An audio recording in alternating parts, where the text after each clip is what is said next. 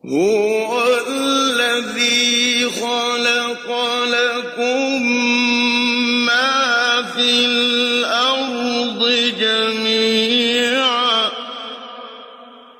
خلق لكم ما في الأرض جميعا ثم استوى إلى السماء فسواهن سبع سماوات وهو بكل شيء عليم. بسم الله الرحمن الرحيم. السلام عليكم ورحمة الله وبركاته. الحمد لله نحمده ونستعينه ونستغفره ونتوب إليه ونعوذ بالله من شرور أنفسنا ومن سيئات أعمالنا من يهده الله فلا مضل له ومن يضلل فلا هادي له أشهد أن لا إله إلا الله وحده لا شريك له وأشهد أن محمدا عبده ورسوله لا نبي بعده.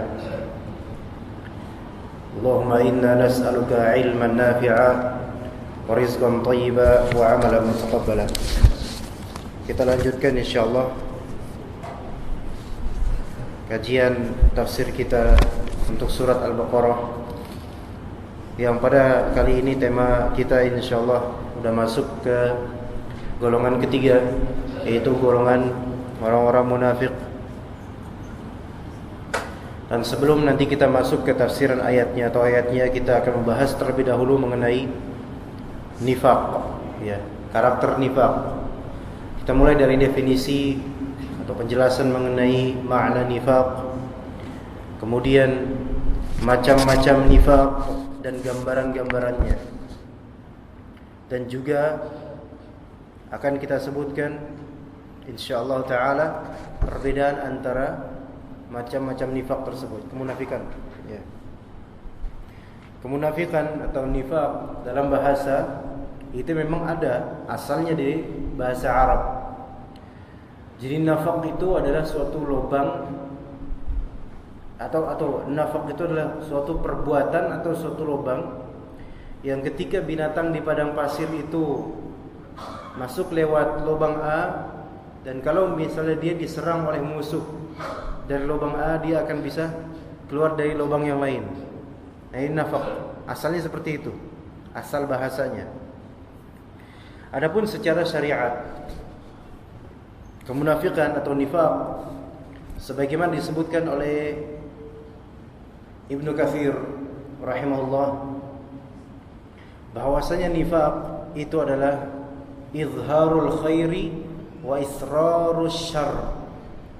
Izharul khairi wa israrus syarr, yaitu menzahirkan kebaikan dan menyembunyikan keburukan. Ya, menzahirkan kebaikan dan menyembunyikan keburukan. Dan memang asalnya kita harus menzahirkan kebaikan, dan keburukan memang harus disembunyikan. Cuma dalam istilah syar'i ini, menzahirkan kebaikan di sini untuk kamuflase, ya, untuk memanipulasi orang. Adapun israrus syarr, menyembunyikan keburukan, juga dipelihara keburukan tersebut. Nah, itu kemunafikan. Dan kemunafikan atau nifaq ada dua macam, kata Ibnu Katsir. Yang pertama nifaq i'tiqadi, yang kedua nifaq amali. Yang pertama nifaq i'tiqadi, yang kedua nifaq amali. Nifaq i'tiqadi ini kemunafikan yang bersifat aqidah, keyakinan di qalbunya. Kalau nifaq amali itu kemunafikan dari segi amalan zahir, ya. Kata Ibnu Katsir, nifaq i'tiqadi ini wa huwa alladhi yukhallidu sahibahu finnar. Dia yang mengekalkan pelakunya di neraka. Itu nifaq i'tiqadi. Ada nifaq amali. Kata Ibnu Katsir, wa huwa akbar minadz-dzunub. Kemunafikan yang bersifat amalan itu lebih besar dari dosa biasa. Lebih buruk dari dosa biasa. Dan kemudian Ibnu Katsir menyebutkan perkataan Ibnu Jurayj, salah seorang salaf. Kata beliau, al-munafiqu yukhalifu qawluhu fi'lahu. Atau bisa juga yukhalifu qawlahu fi'luhu. Seorang yang munafik, perbuatannya itu akan menyelisihi perkataannya. Nah, ini serem ini. Terutama orang-orang yang suka menasihati atau yang ceramah, yang isi kajian, ya. Jadi ini nasihat juga penting buat anak pribadi terutama, ya. Al-munafiqu yukhalifu qawlahu fi'luhu. Yaitu perbuatan orang munafik itu menyelisih omongan dia. Dia ngomongnya bagus tapi ternyata perbuatannya tidak seperti itu. Ya. Wasirruhu ala niyatuhu, atau wasirruhu ala niyatuhu, atau bisa juga wasirruhu ala niyatahu. Itu perbuatan sembunyi-sembunyi itu menyelisihi atau berbeda dengan perbuatan terang-terangan di depan manusia. Ya. Wa mashhadahu maghibuhu, dan perbuatan di saat tidak ada orang yang menyaksikan itu menyelisihi perbuatan ketika ada orang yang menyaksikan. Ya.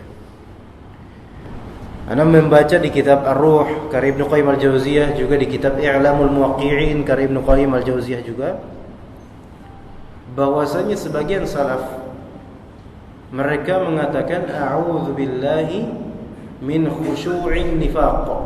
Ya. A'udzu billahi min khusyu'in nifaq, kata sebagian salaf. Apa artinya? Aku berlindung kepada Allah dari kekhusyuan yang munafik, kekhusyuan kemunafikan. Maka ditanya, seperti apa kekhusyuan kemunafikan itu? Yaitu zahirnya khusyuk namun batinnya tidak. Zahirnya kelihatan khusyuk kepada Allah namun batinnya itu kemana-mana. Nah, maka ya cerminkan di salat kita seperti apa, ya. Kemudian nifaq terbagi menjadi dua macam. Ada nifaq tadi kan i'tiqadi, ada nifaq amali. Nah, sekarang kalau misalnya kita pakai istilah lain yang juga masyhur, nifaq i'tiqadi itu disebut an-nifaq al-akbar. Ya. Ini maklumat penting sebelum kita masuk ke dalam ayat. Nifaq i'tiqadi disebut nifaq akbar, dan nifaq amali disebut nifaq asghar. Nifaq besar dan nifaq kecil. Itu kalau dibahasakan enaknya, ya. Kemunafikan yang besar, ya. Dikatakan dalam kitab Aqidatul Muslim karya Syekh Sa'id Al-Qahtani, nifaq akbar ini itu seseorang menzahirkan keimanan kepada Allah, Rasulnya, malaikatnya, kitab-kitabnya, hari akhir, qadarnya. Pokoknya dia kelihatan kayak orang beriman lah. Ya. Wa yubtinu ma yunaqidu dzalik kullahu aw ba'dahu. Dan dalam batinnya dia merahasiakan hal-hal yang membatalkan itu semua. Yaitu dalam hatinya dia mengingkari sedikit atau sebagian atau seluruhnya. Nah, kemunafikan inilah yang ada di zaman Rasulullah sallallahu alaihi wasallam di periode Madinah. Ya, menzahirkan keimanan padahal dalam batinnya membenci Islam dan membenci Rasulullah sallallahu alaihi wasallam. Dan Al-Qur'an di zaman periode Madinah itu berkali-kali mengupas tentang tingkah mereka, juga terkhusus di surat Al-Baqarah awal-awal ini dikupas tingkah orang-orang munafikin dan mengabarkan bahwasanya orang-orang munafikin dengan kemunafikan yang besar ini mereka berada di darkil asfal min nar. Itu paling dasarnya, paling buruknya neraka. Ya, na'udzubillah. Maka kata Syekhul Islam Ibnu Taimiyah rahimahullah menyebutkan gambaran kemunafikan yang besar. Fa minan nifaq ma huwa akbar yakunu sahibuhu fi darkil asfal minan nar. Di antara kemunafikan ada yang kemunafikan besar yang pelakunya dihukumi kelak berada di kerak yang paling dasar, paling dalam dari neraka. Kanifaqi Abdullah bin Ubay wa ghairihi. Seperti kemunafikannya Abdullah bin Ubay bin Salul. Entah ana pernah menceritakan di sini atau di kajian lain.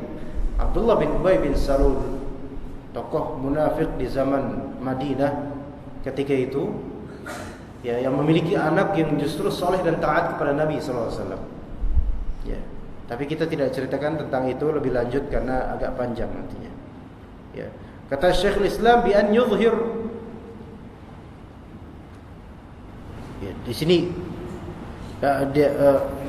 beliau orang-orang munafik ketika itu mereka pada asalnya mendustakan Allah Subhanahu wa taala dan mengingkari sebagian yang turun dari Al-Qur'an, tidak setuju atau membenci hukum-hukum dan seterusnya. Ini hati-hati. Ya, syaitan kadang-kadang membuat seseorang tidak ridha dengan hukum. Ya, beda antara tidak ridha atau benci dengan hukum, ya, dengan gak enak melakukannya. Maksudnya beda nih antara dua hal nih. Ada orang dan kita mungkin bangun subuh itu agak gak enak, rasanya tuh benci, bukan benci syariatnya, tapi benci bangun subuh misalnya. Dan ada orang bukan benci bangun subuh aja, tapi dia benci sama yang namanya kenapa disyariatin sholat subuh sih, gitu loh. Ini beda. Ya. Kalau benci bangun subuh dalam artian dia memang tukang tidur atau mengantukkan atau semacamnya, ini masih manusiawi, dan ketika dia melawan karakter tersebut, maka itu bisa menjadi bagian, dan itu adalah berpahala. Dan itu menjadi jihadun nafs namanya. Mujahadatun nafs, itu jihad untuk jiwa kita. Tapi kalau dia bukan sekadar membenci melek pagi hari, tetapi benci dengan diwajibkannya sholat subuh gitu loh, berarti dia membenci hukumnya, bukan membenci keadaan. Nah, kalau dia membenci hukum seperti ini, ditakutkan dia masuk ke dalam kemunafikan, nifak yang besar, dan ditakutkan bisa keluar dari Islam. Ditakutkan. Kalau dia sampai ngomong, saya nggak suka dengan syariat sholat subuh, na'udzubillah dari kami ini bisa kafir. Ya, lapor ke ulama. Kemudian nasihati dia supaya taubat. Ya, kalau dia sampai ngomong, ya bukan di hati doang. Nah, khulasahnya, singkatnya dari macam-macam sifat kemunafikan besar, ada beragam macam. Pertama atau model, takdzibur rasul, mendustakan rasul walaupun dibatinkan. Mendustakan rasul, maksudnya enggak, Muhammad itu bukan nabi, dalam hatinya seperti itu. Ya. Ada yang kedua, mendustakan sebagian dari ajaran rasul. Mendustakan sebagian dari ajaran rasul, enggak semuanya. Kalau tadi yang pertama kan jelas mendustakan rasulnya semuanya, tapi ini mendustakan sebagiannya aja. Syariatnya yang sudah jelas sahih, hadisnya, dan dia saya enggak ikutan yang kayak gini. Na'udzubillah. Ya. Walaupun dia batinkan atau dia hanya ngomong kepada teman-teman sesama munafiknya, dan itu memang karakter orang munafik. Di depan kita, masya Allah, sama pakaiannya, tapi di belakang kita lidahnya main dan menikam, dan juga main duit juga, terutama di zaman sekarang terutama, ya. Ketiga, membenci Rasul. So, ini bughdhur Rasul ada kebencian. Ini hati ini yang main nih berarti. Membenci Rasul. Jadi bukan sampai mendustakan, enggak sampai mendustakan, tapi benci sama Rasul, enggak suka. Ya. Hati-hati. Itu membenci Rasulnya. Yang keempat, membenci sebagian dari apa yang diturunkan pada Rasul, maksudnya yang disyariatkan. Benci hukumnya gitu loh, bukan benci keadaan. Ya. Karena wajar seseorang misalnya di zaman Nabi SAW, para sahabat apakah menyukai perang? Sebenarnya enggak. Ya. Sebenarnya enggak. Tapi diwajibkan ketika itu ada peperangan, ada fardu ketika itu, fardu kifayah atau fardu ain untuk tertentu orang. Ya. Qital diwajibkan. Wa huwa kurhul lakum. Dan yang namanya qital yaitu peperangan itu sesuatu yang kalian enggak suka. Sahabat ini tidak menyukai peperangan, maksudnya kondisinya enggak suka, enggak enak perang tuh, gitu kan. Tapi mereka bukan berarti tidak suka hukumnya, bukan. Maka kata Allah, wa asa an takrahu syai'an wa huwa khairul lakum. Bisa saja itu kalian enggak suka, benci, tapi itu kebaikan buat kalian. Ya. Baik. Beda dengan orang yang tidak suka pada hukumnya. Ya. Maka ini bisa berpotensi kemunafikan dan bisa menjadikan dia keluar dari Islam. Dan juga yang kelima, al-musirratu bin khifadhi din Rasul, yaitu orang yang diam-diam mencela atau menghinakan atau merendahkan agamanya Rasul, yaitu agama Islam. Diam-diam. Ya. Ini kemunafikan tingkat tinggi juga. Diam-diam maksudnya enggak di umum kayak gini, enggak, tapi di pojokan, ya. Ngomongin ini gimana nih hadis nih, enggak masuk akal banget, ya.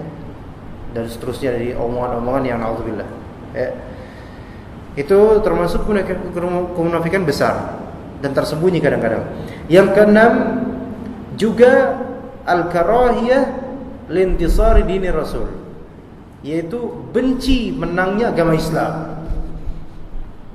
Hati-hati nih.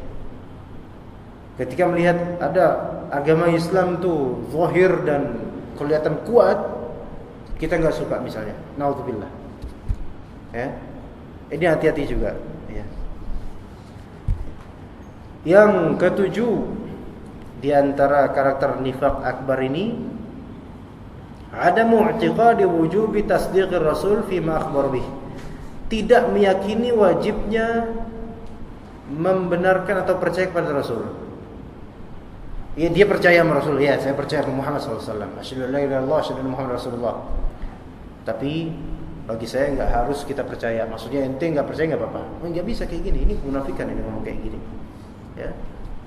Jadi harus meyakini wajibnya percaya sama Nabi Muhammad SAW. Kemudian yang kedelapan, yang terakhir dari nifaq kemunafikan besar, ada mu'tiqadi wujubi ta'atihi sallallahu alaihi wasallam fi ma amara bih, yaitu tidak meyakini wajibnya taat kepada Rasul atas yang dia perintahkan. Ya. Ini Rasul perintahkan, enggak wajib taat lah. Enggak harus. Nah, ini juga kemunafikan yang besar. Kemudian yang kedua, macam kemunafikan yang kedua, an-nifaqul asghar, kemunafikan yang kecil. Dan ini juga berbahaya dan dosanya ya pasti besar semuanya. Nifaq disebut ini nifaq akbar atau nifaq amali.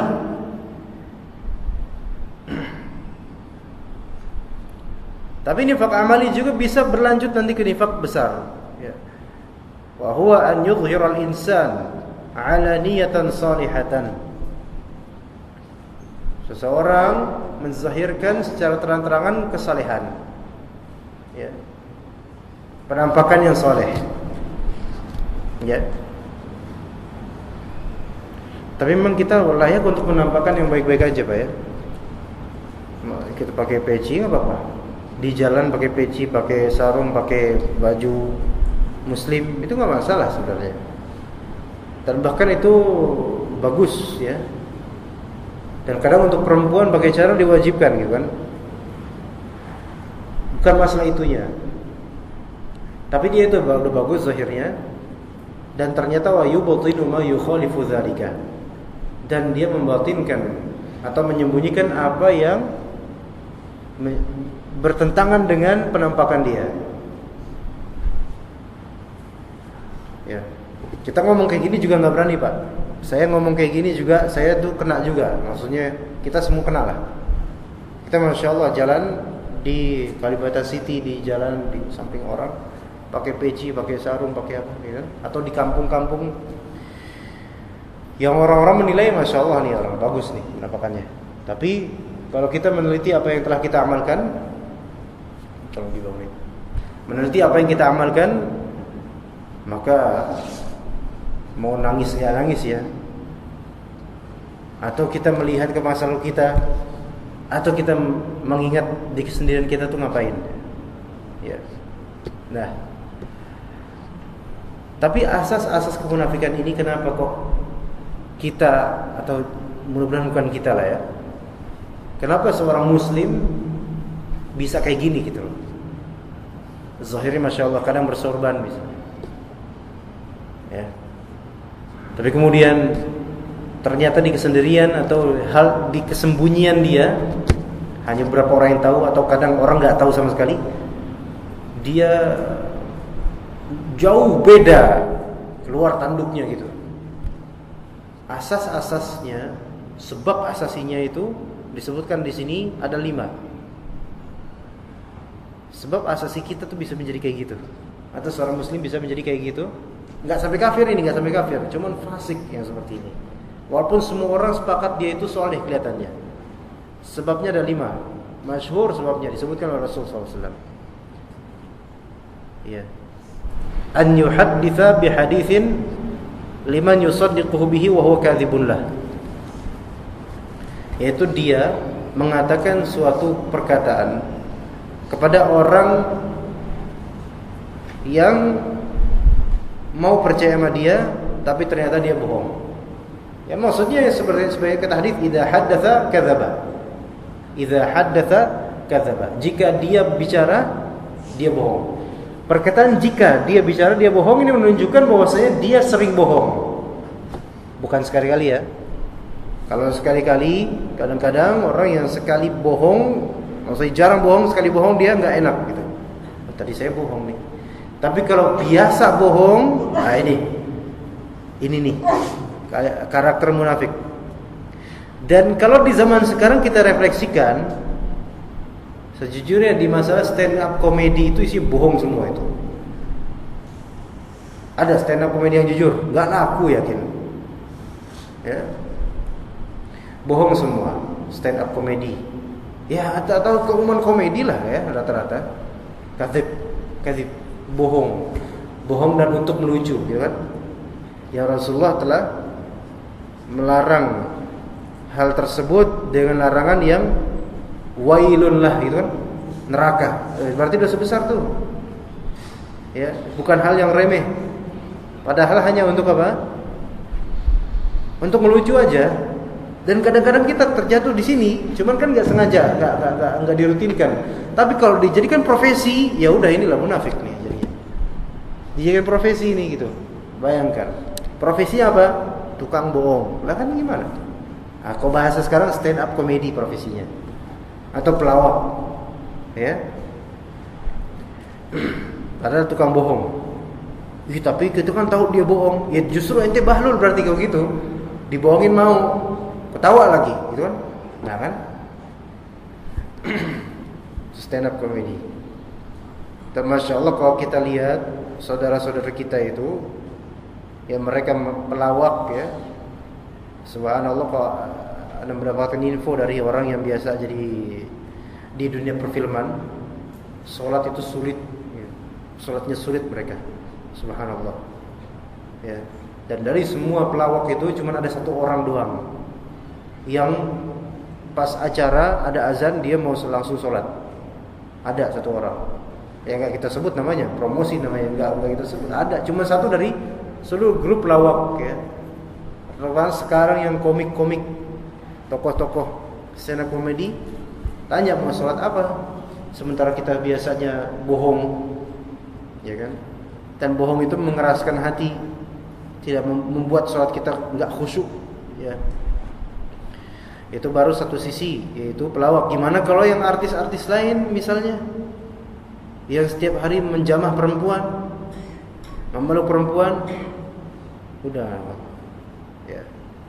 Makanya kalau misalnya di sini, misalnya ada teman-teman sekalian yang mungkin ikut kajian ini, ya, masih di dunia itu, ya, ingat kematian itu bisa terjadi tiba-tiba, gitu aja, ingat aja. Tapi yang kedua, idza wa'ada akhlafa, kalau dia berjanji, ya, dia menyelisihi janjinya. Ya, ini kalau dia melakukan itu berulang-ulang, deal, tapi habis itu enggak dia tunaikan. Ini ada dua macam. Jadi ada dua macam. Orang yang janji tapi dia enggak menunaikan ada dua macam.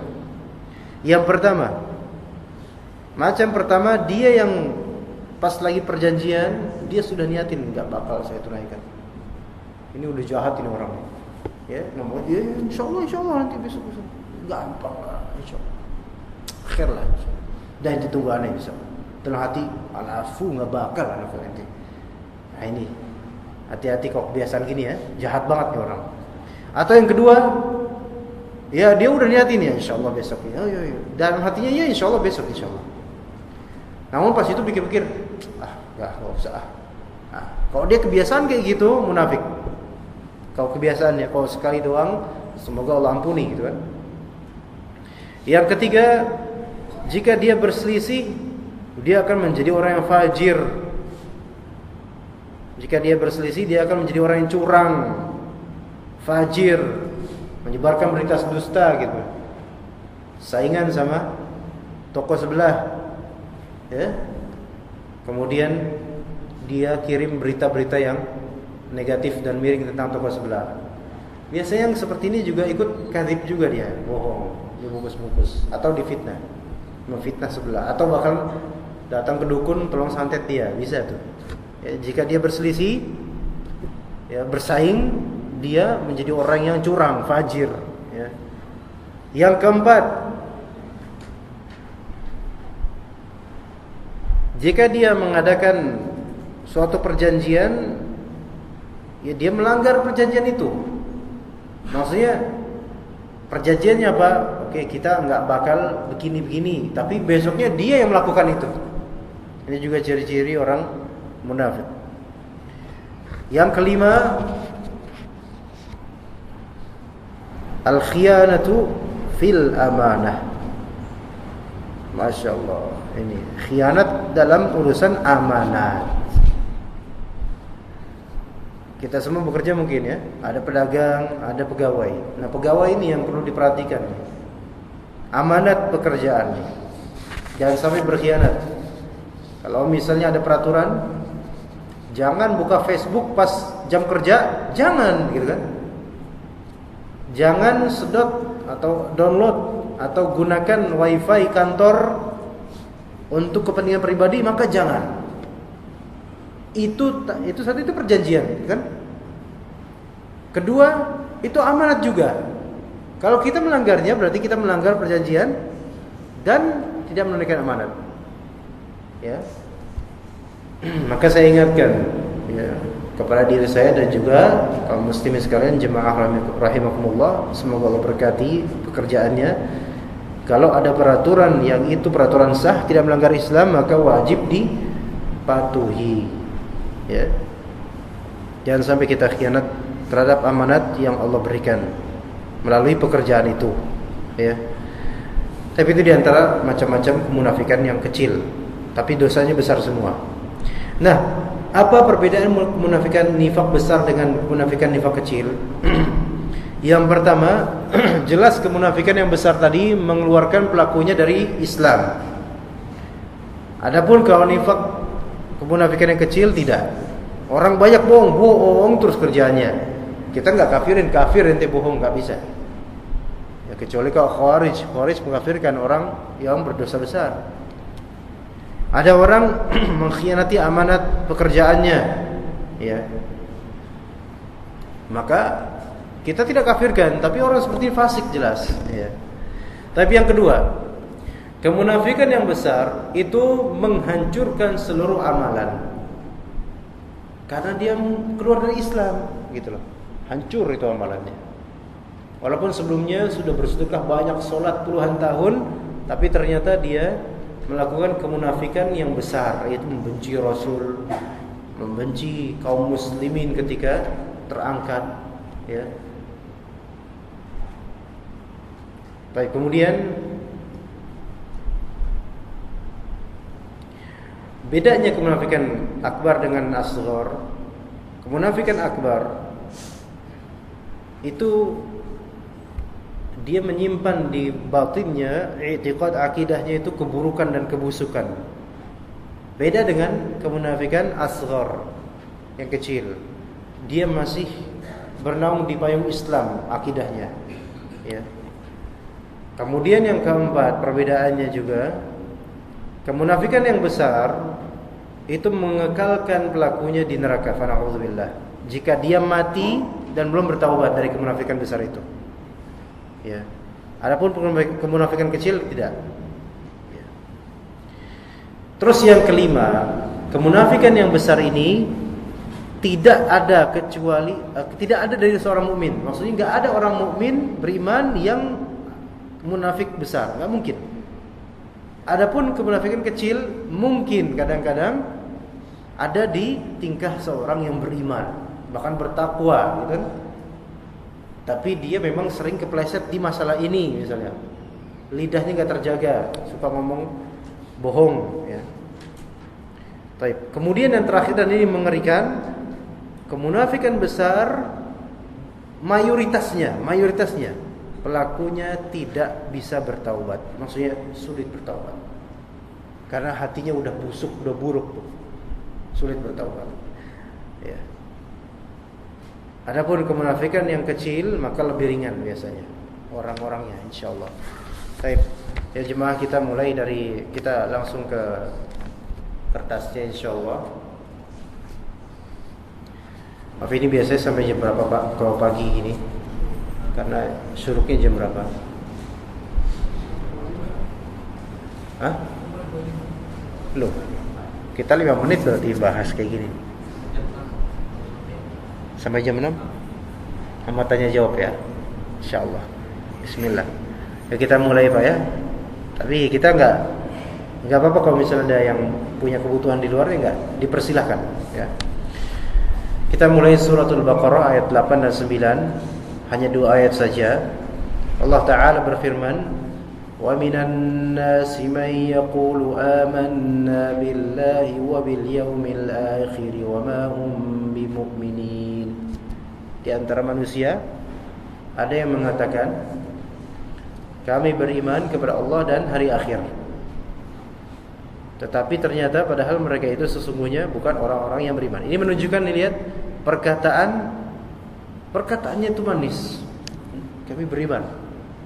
Tapi Allah sangkal, tidak, mereka bukan orang beriman. Ini menunjukkan perkataan mereka tidak sama dengan batin mereka, dalamnya mereka, gitu kan? Maka Allah nafikan, mereka enggak beriman. Ya. Kemudian dalam tafsirnya, wa minan nasi ta'ifatun yaz'umuna annahum mu'minun. Atau bisa juga wa minan nasi ta'ifatun yuz'amuna annahum mu'minun. Boleh dua-duanya. Di antara annas, di antara manusia, berarti sebagiannya nih, ada ta'ifah. Ta'ifah maknanya sekelompok. Ada sekelompok yaz'umun atau yuz'amun, menyangka atau disangka annahum mu'minun, bahwasanya mereka adalah orang-orang yang beriman. Ya. Yaquluna dzalika bi'alsinatihim. Mereka mengatakan itu, yaitu menyatakan keimanan dengan lidah mereka. Kami beriman, saya mukmin loh. saya juga orang muslim kok gitu. Kenapa? Khaufan ala dimaihim wa amwalihim.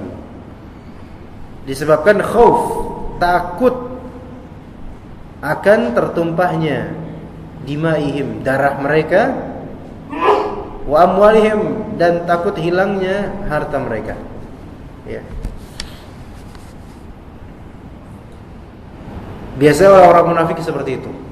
Mereka menyusup, ya, menzahirkan keserupaan dengan orang-orang yang ketika itu menang atau sedang menguat, ya, sedang meninggi. Tapi di batin mereka mencela orang-orang itu, mencela orang-orang muslim maksudnya. Itu dimulai dari periode Madinah. Dan Indonesia ini mayoritas muslim. Walaupun kita tidak menyatakan muslimnya muslim yang ya luar biasa, bukan, tapi masih banyak yang perlu ditarbiyah lagi orang muslimnya. Tapi ada orang-orang yang menzahirkan keislaman, ya, bahkan memiliki kemampuan berbahasa Arab, baca Quran, baca hadis, menerjemahkan bisa, tetapi ternyata zahirnya tersebut tidak sesuai dengan tingkahnya, ya. Dan malah justru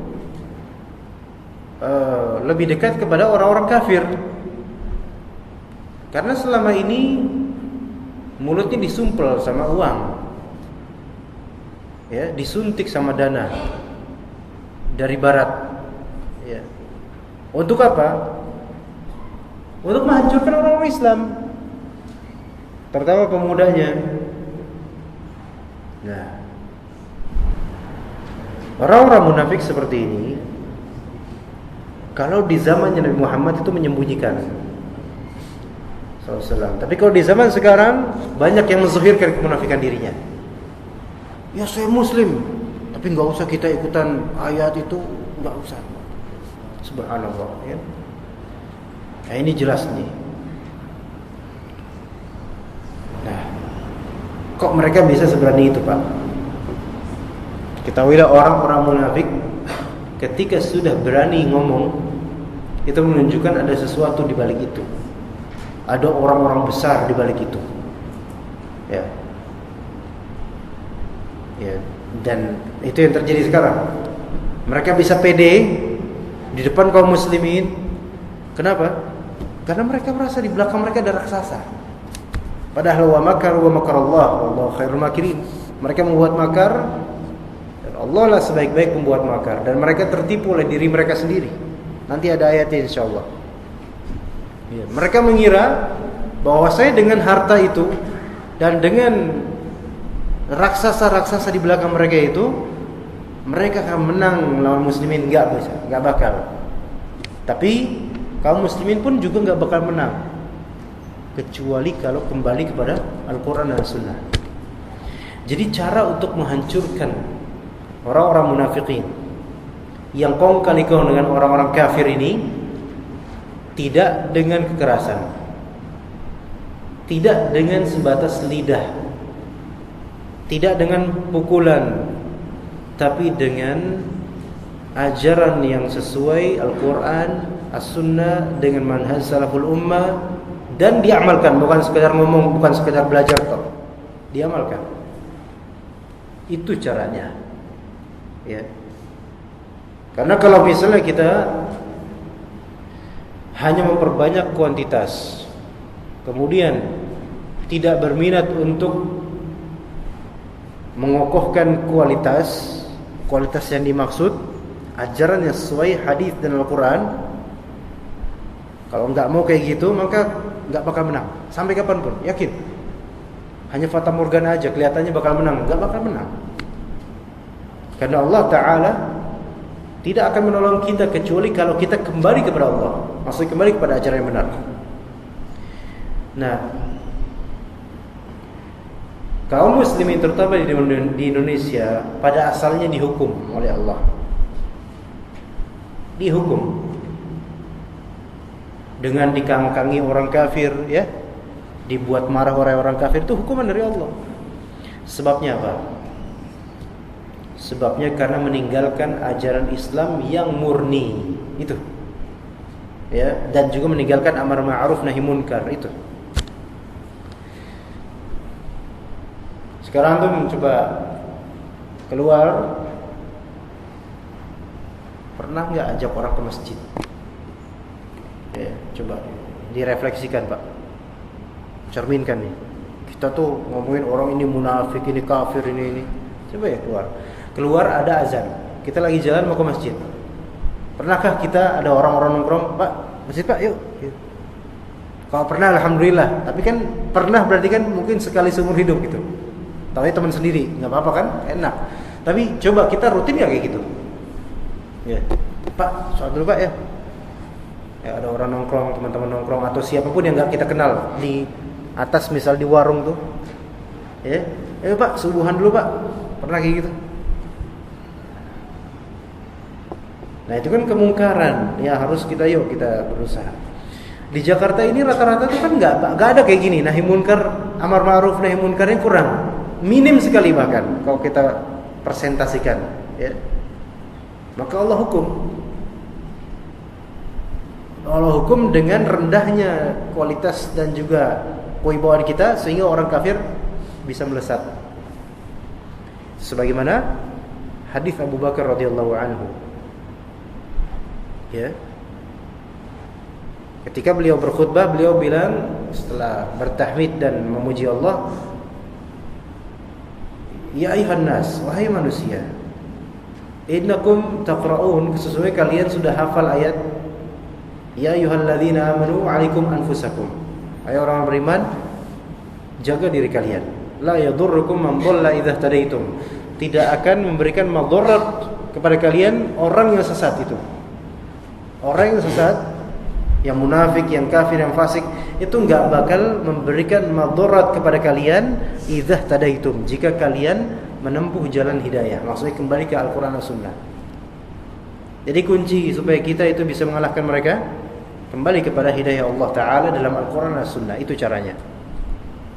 Kemudian kata Abu Bakar, sungguh aku pernah mendengar Rasulullah SAW bersabda, innan nasa idza ra'awul munkara falam yughayyirhu atau falam yughayyiruhu awshaka an ya'ummahumullahu bi'iqabih.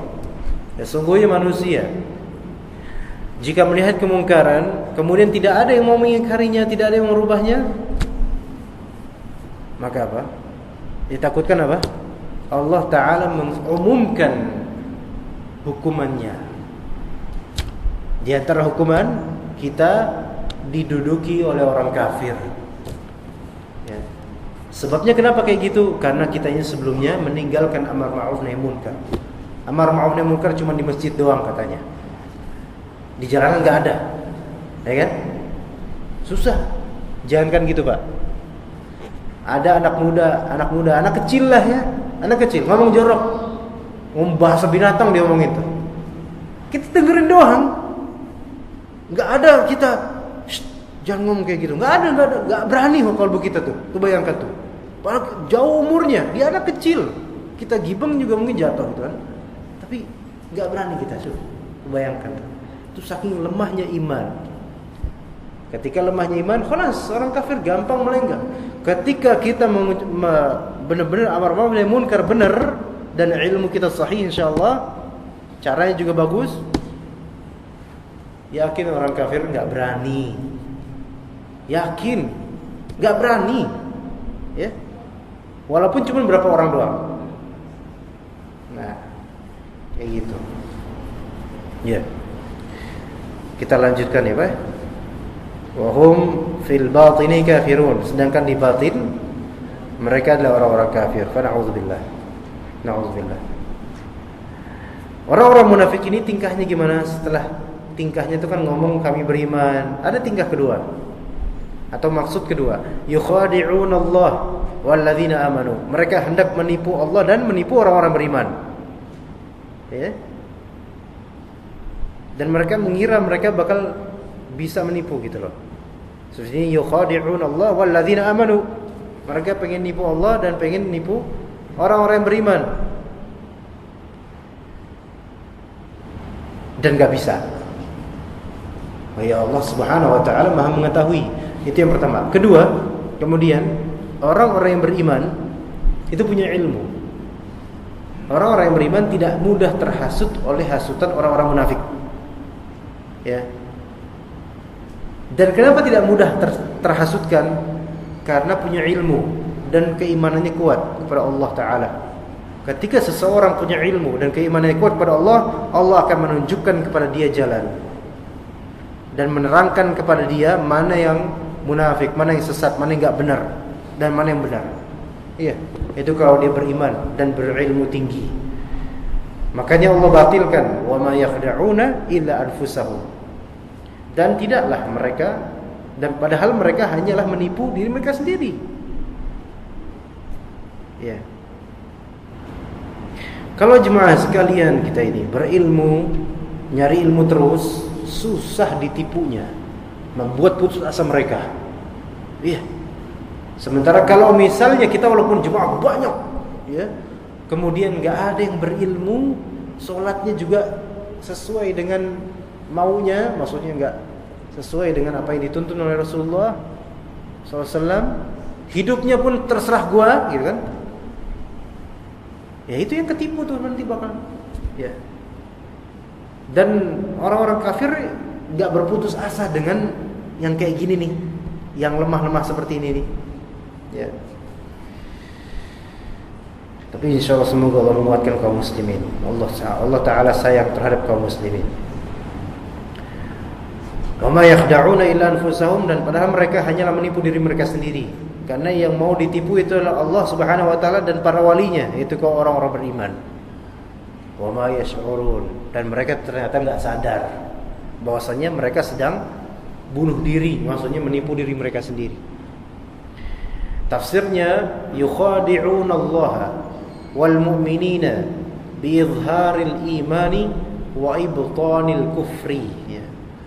Mereka hendak menipu Allah dan orang-orang beriman, mau mereka tipu dengan cara apa?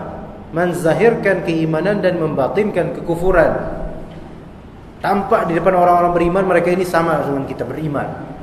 Ya. Dan caranya orang-orang munafik biasanya untuk menghancurkan orang-orang beriman, caranya menghasut dengan propaganda, dengan fitnah, dengan janji-janji palsu yang semuanya tidak sesuai dengan syariat Islam. Nah, orang-orang beriman ini adalah orang-orang yang mudah mengendus keburukan yang terselubung ini. Ya. Oh, kata fulan yang munafik ini, kata fulan hukumnya begini-begini, masa kayak gini sih? Dia pertanyakan gini. Wah. Kemudian orang beriman ini menangkap ini isyarat, ini udah gak benar nih orang ini. Allah Subhanahu wa taala akan menyingkap buat orang beriman.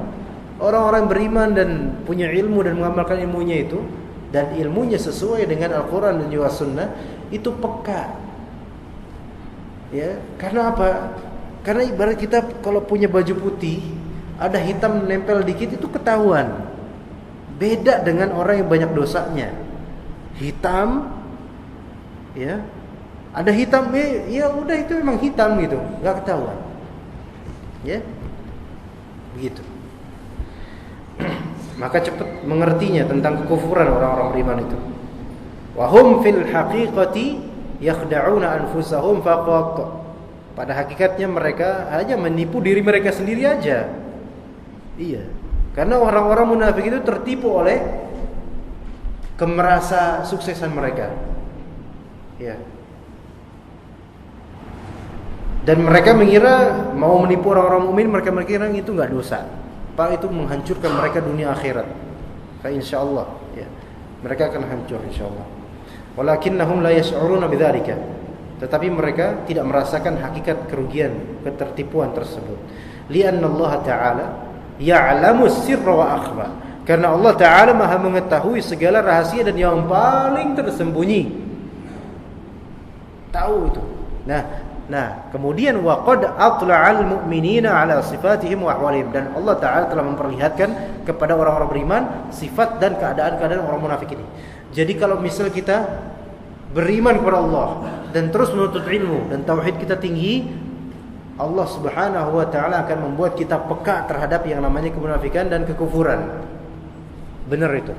Ya, sepertinya tadi kayak saya kiaskan seperti baju putih bersih insyaallah, ada noda hitam titik, cepat bisa ketahuan. Cepat di-scan-nya, kuat dia imannya. Ya. Baik, alhamdulillah khatam sudah 1 halaman. Ya, alhamdulillahirabbil alamin.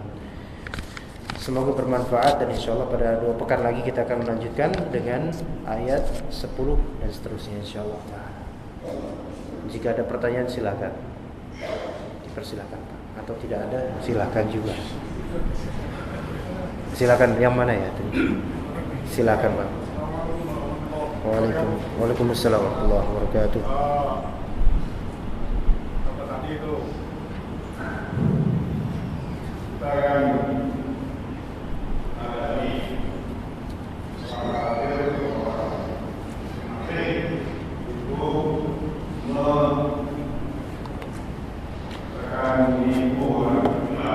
apa? Enggak jelas Pak suaranya Pak. Apa? Ya orang kafir, munafik, ya.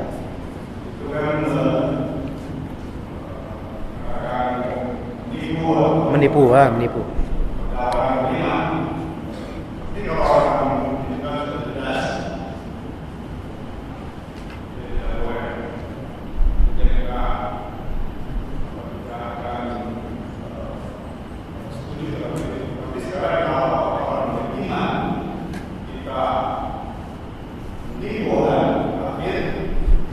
Orang beriman menipu orang kafir. Iya, dia di sini kita baik dengan mereka Dalam hal yang zahir, tapi kemudian kita benci dengan mereka. Oh iya. Ya. Jadi itu yang ditanya. Oke. Jadi pertanyaan dari Bapak rahimakumullah adalah bagaimana jika seorang muslim menzahirkan baik kepada orang kafir tapi hatinya benci kepada orang kafir. Pertama, untuk hati yang benci kepada orang kafir itu wajib. Harus, ya. Harus. Bencinya maksudnya gimana? Benci karena akidah mereka. Kata Allah Subhanahu wa taala, "Innamal musyrikuna najas." Orang-orang musyrikun itu najis akidahnya dan harus kita benci. Ya kan? Tetapi dalam urusan muamalah, ya, muamalah ini interaksi sosial, ya, kita harus menunaikan hak-hak mereka dan harus berbuat baik selama mereka tidak memerangi kita baik fisik maupun agama maupun ma'nawi, ya, gitu. Jadi pada asalnya orang musyrikin, orang kafir itu semua najis akidahnya. Kita harus benci itu. Batin kita benci. Tetapi kalau urusan muamalah, malah kita harus menunaikan sebagaimana kita menunaikan kepada muslim. Ya. Maka kata Allah Subhanahu wa taala dalam surat Al-Maidah, "Wala yajrimannakum syana'anu qaumin ya an saddukum." Bukan itu. Ada wala yajrimannakum sana. Bisa juga kalau misalnya pakai ayat ini wala yajrimannakum di ayat kedua. Wala yajrimannakum syana'anu qaumin an saddukum 'an masjidil haram an ta'tadu. Dan janganlah sekali-kali kebencianmu kepada suatu kaum karena mereka menghalang-halangi kamu dari Masjidil Haram, mendorongmu berbuat aniaya kepada mereka. Ini menunjukkan sekalipun kita benci kepada akidah dan perbuatan mereka, tidak boleh kita berlaku tidak adil kepada mereka. Ya, tetap harus untuk urusan muamalah kita harus berbuat baik. Ya. Dan juga dalam ayat lain tidak dipermasalahkan bagi kita untuk kepada orang-orang yang tidak memerangi kita. Maksudnya ini ada orang kafir nih, dia baik aja sama kita, maksudnya nggak menyerang kita lewat lidah ataupun lewat senjata. Maksudnya dia orang biasa, tetanggaan. itu tidak masalah bagi kita untuk antabarruhum wa tuqsitu ilaihim. Kalian berbuat baik kepada mereka dan kalian berbuat adil kepada mereka. Dan itu tujuannya apa? Asalnya memang itu perintah Allah Ta'ala. Ya kita berbuat baik aja. Hak mereka kita tunaikan, wajib. Tujuannya adalah dakwah. Jadi nggak masalah. Dalam hati kita membenci apa kekufuran dia, harus itu. Dan dalam urusan muamalah, itu interaksi sosial, kita normal sama dia. Sebagaimana kita normal sama orang muslim. Bahkan kita tidak menghibahi dia, enggak. Apalagi berbuat curang, apalagi berbohong pada dia, enggak. Tetap harus ditunaikan nih hak orang kafir ini. Ya. Itu seperti itu. Tetapi dengan batasan tidak boleh dijadikan wali, yaitu kawan dekat, sahabat enggak boleh. Kenapa? Karena ketika menjadikan orang kafir sebagai kawan dekat, yang kita bermajlis duduk bareng dia, ngobrol enak, itu kelak akan timbul benih-benih hilangnya barok kita kepada orang kafir, hilangnya kebencian kita kepada orang kafir, sehingga lama-lama nanti makin gak enak kalau misalnya gak menyetujui omongan dia. Lama-lama, oh iya kamu benar kok, ada benarnya juga agama kamu. Jadi syaitan tuh mulai membuat bisikan yang membuat kita lama-lama kualitasnya kurang. Makanya dilarang untuk menjadikan orang kafir itu wali. Wali di sini artinya banyak. Wali itu penolong bisa, kemudian teman dekat, yaitu sahabat maksud saya. Kok kenalan biasa, teman biasa nggak masalah.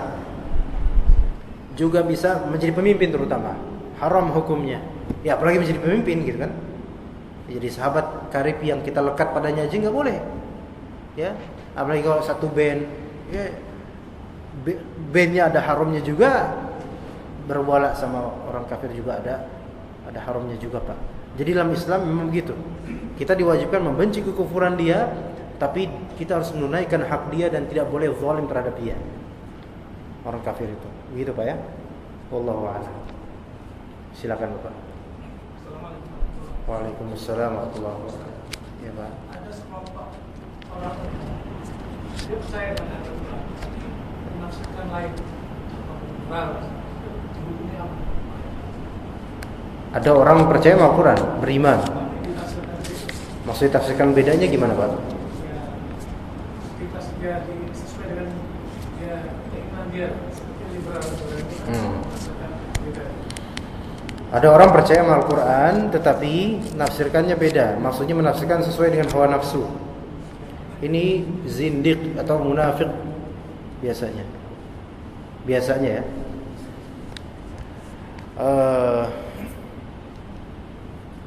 Nafsirkan Al-Quran itu nggak boleh sesuai hawa nafsu.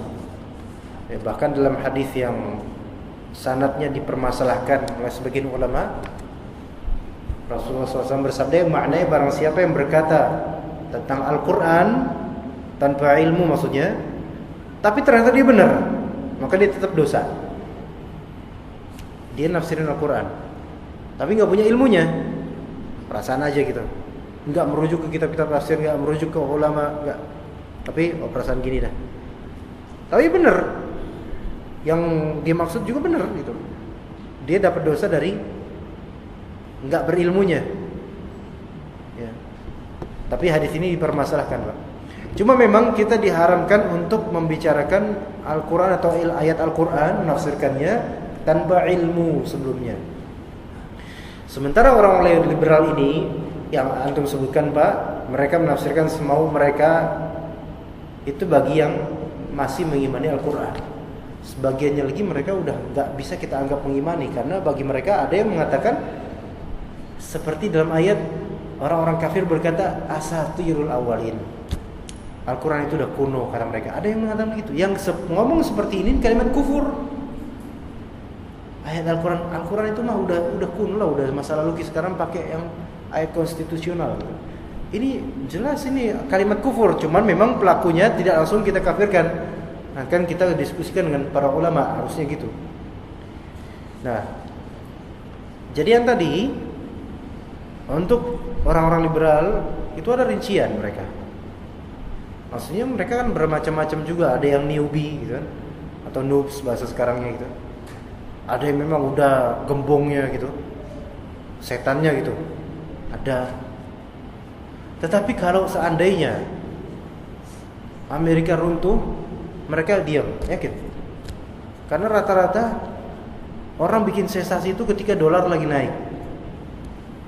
Paham maksudnya? Iya. Karena duit sebenarnya itu. Semua karena duit. Tapi kemudian ada anak-anak muda ini dijejeli dengan metodologi penafsiran yang justru mengadopsi dari Yunani kadang-kadang, maksudnya filsafat dan seterusnya, atau dari hermeneutika, yang mana itu penafsiran untuk Bible. Jadi usul tafsirnya Bible itu dipakai buat nafsirin Al-Quran. Dari rusak, nggak bisa. Kita punya ilmu sendiri, ya. Kita punya izah sendiri dalam ilmu tafsir, dan jauh lebih lengkap. Kita punya ulumul Quran, ya. Antum coba baca di kitab Al-Itqan fi Ulumil Quran karya Al-Imam Jalaluddin As-Suyuti, yang wafat 911 Hijriah. Itu beliau punya kitab Al-Itqan fi Ulumil Quran. Di dalam Ulumul Quran beliau sebutkan ada lebih dari 100 cabang ilmu Ulumul Quran, ya. Juga ada ilmu namanya usul tafsir, ya. Dan cabang-cabang ilmu ulumul Quran banyak sekali. Muhkam, mutasyabih, nasikh, mansukh, kemudian apalagi makki, madani, kemudian nuzul sababi, nuzul ibtidai, banyak sekali. Banyak sekali tentang asbabun nuzul, tentang tajwid juga ada. Dan tajwid harokat, berapa madnya, itu qiraatnya juga beda. Ada 7 qiraat, ada 10 qiraat, beda-beda. Kita Ahlussunnah Islam punya sendiri ilmunya untuk memahami itu semua. Enggak seperti mereka, orang-orang kafir. Cari orang-orang kafir yang rutin membaca kitab tafsir untuk kitab mereka sendiri. Kalau ada, ayo cari. Susah ketemu, yakin ya? Enggak ketemu bahkan, cari aja. Bukan awamnya lah, ulamanya mereka, cari. Kitab apa yang ente baca dari tafsir untuk Injil ente misalnya, atau untuk Taurat, atau untuk apa kitab-kitab yang lain. Beda dengan Islam jauh. Ya.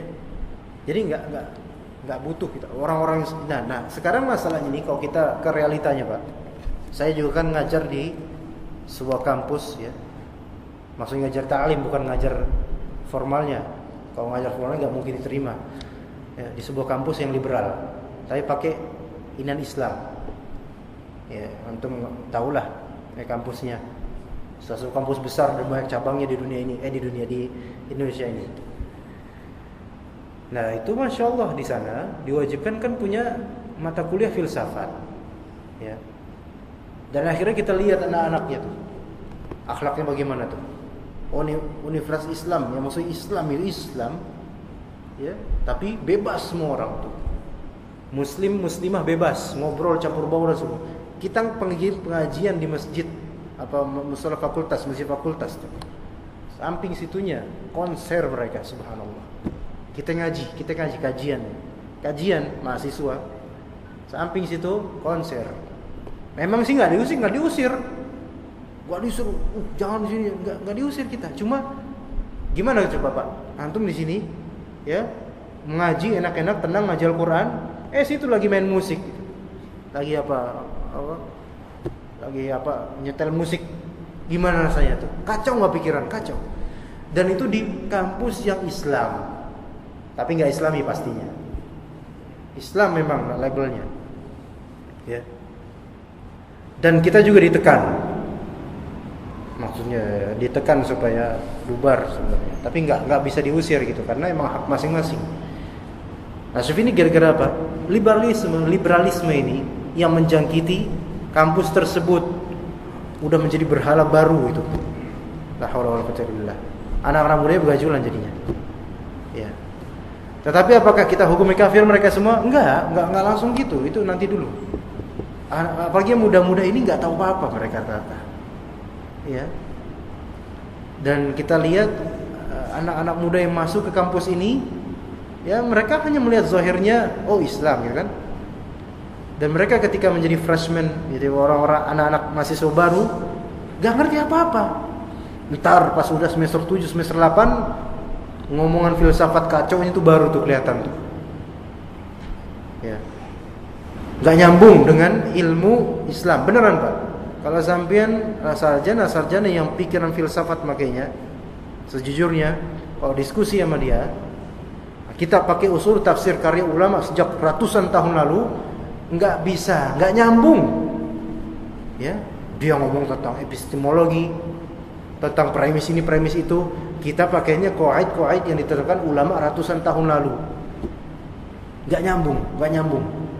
Ya, jadinya apa? Sakit hati jadinya. Ente ngomong situ, aneh ngomong sini. Ujung-ujungnya apa? Ya itu kan menurut pandangan sampean. Ya udah kok gitu udah selesai dah. Ini kan masalah khilafiyah. Udah selesai kok semua disebut khilafiyah. Khilafiyah baru terjadi tahun 1400 Hijriah. Sebenarnya sebelumnya ijma', sekarang khilafiyah terus disebut khilafiyah. Gak bisa. Itu Masya Allah. Masalah kemudian Happy Valentine, masalah sebentar lagi Happy New Year, kemudian Merry Christmas, tahniah mengucapkan selamat Natal kepada orang kafir, apa hukumnya? Oh itu masalah khilafiyah. Sejak kapan ada khilafiyah itu? Tapi kemudian nggak bisa kita membantah. Kenapa? Karena pikirannya beda. Itulah susahnya kalau orang udah di brainwash dengan liberalisme. Maka semoga Allah menjaga anak-anak kita nih. Dan tentu kita juga dijaga istri kita, anak-anak kita. Karena kalau udah keracunan dengan pemikiran ini, itu kembalinya tuh lumayan susah. Ini jenis kesurupan yang lebih buruk daripada kesurupan teriak-teriak, Pak. Kenapa? Ini makin namanya syubhat. Dan takutnya nanti lama-lama ke apa? Kepada menghinakan Al-Quran dan As-Sunnah. Gak mau percaya lagi lama-lama. Ujung-ujungnya gitu. Ya, kasihan orang-orang awam dan kasihan anak-anak muda kita. Maaf mungkin jawabannya gak nyambung, Pak ya. Nyambung? Ya Alhamdulillah kok nyambung. Ya, Alhamdulillah kok. Apa kita cukup atau gimana? Kita cukup? Iya. Oh, enggak Pak. Gini. Kalau orang ada yang memang orang jahil awam, kadang dia ngomongin Al-Quran semau dia. Ya, ini dibilang munafik enggak juga, cuman orang jahil aja gitu loh. Ya, beda dengan orang yang intelektual dan dia berpendidikan tapi ngomongin Al-Quran dia kan maksudnya dia nalarnya beda. Harusnya tahulah Al-Quran itu harus dengan ilmu pakainya. Ya, jadi yang seperti itu punya gelar dan berilmu gitu, tapi malah ngomong Al-Quran dengan pendapatnya sendiri, itu ditakutkan nggak semuanya. Itu jadi munafik nantinya. Ya, wa na'udzubillah. Berhati-hati. Baik. Cukup sampai sini insyaallah. Ya, cukup insyaallah kita bertemu lagi 2 pekan mendatang. Terima kasih atas kehadiran ikhwan sekalian dan akhwat. Semoga bermanfaat ilmunya. Dan mohon maaf jika ada kalimat yang salah, maka itu dari anak pribadi dan juga dari syaitan. Dan jika ada kebenaran dari kajian ini semua datang dari Allah Azza wa Jalla. Kita tutup dengan doa kafaratul majlis. Subhanakallahumma bihamdika asyhadu an la ilaha illa anta astaghfiruka wa atubu ilaik. Wassalamualaikum warahmatullahi wabarakatuh.